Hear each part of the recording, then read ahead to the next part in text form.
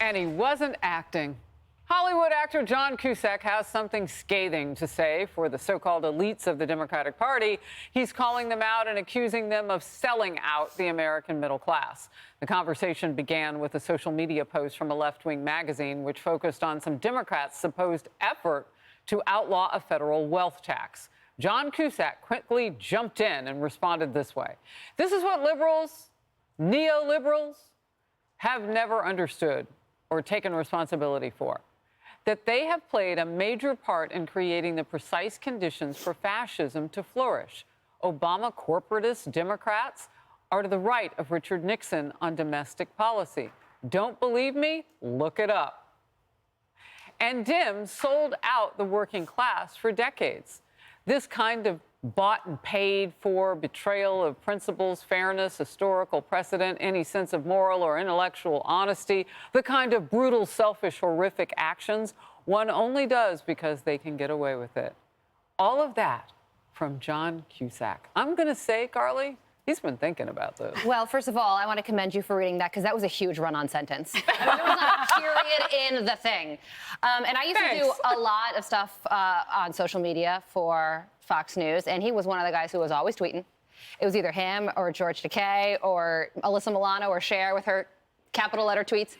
And he has no love for Republicans, and I think that's why this is getting a lot of attention today, because he is criticizing his own party for once. And I think it would benefit Democrats to pay attention to what he's saying, because he's talking about how the party identities have really flipped. Democrats used to be the party of free speech and the party of the working class. Now those are two pillars of the Republican Party, and I think it does have a lot to do with former President Trump. I mean, you have Joe Biden, he calls himself Union Joe. Unions right now don't even want to talk to him, and he's spent a lot of time canceling student loan debt, which benefits the elite, or who will become the elite class, as opposed to, the blue-collar union workers. Emily. Yeah, I love John Cusack so much, say anything forever. What I love about him, in addition to all his great movies, is the fact that he is committed to principle.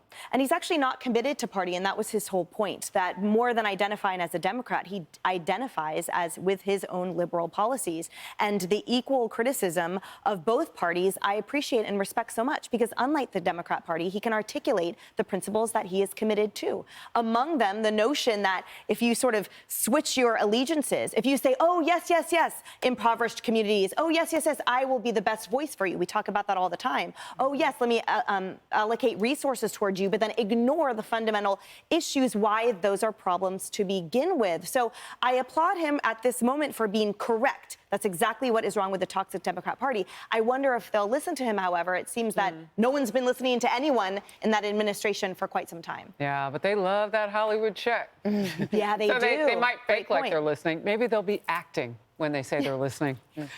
I don't really understand going on this long rant, this whole diatribe on social media about these things. He's talking about what he brought up is a vacuum, essentially, of this think tank that if you are a Democrat, you have to go a certain way. And, and I just think that he has such a platform that maybe he could be doing more with it.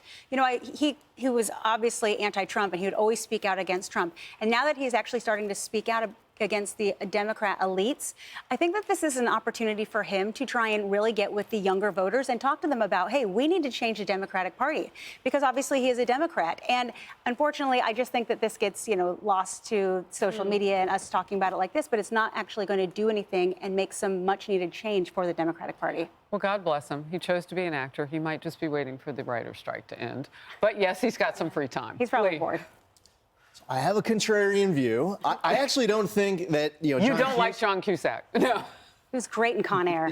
I know. So acting aside, that's, there's definitely a source of agreement there. I think he's not coming at this argument from the center. I think he's actually coming at this argument from the far left. I mean, yesterday he tweeted out that Joe Biden is the most competent executive of his lifetime. He tweeted that yesterday. And then just a few days ago, he posted onto his social media page that there's no difference between MAGA and al-Qaeda operatives. Yeah. Whoa.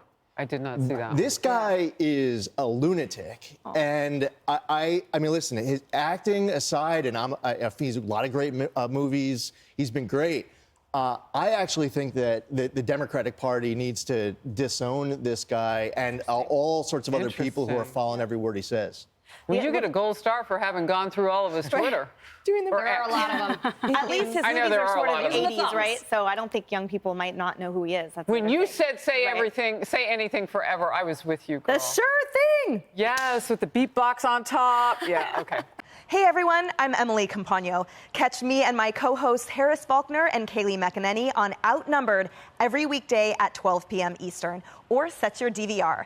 Also, don't forget to subscribe to the Fox News YouTube page for daily highlights.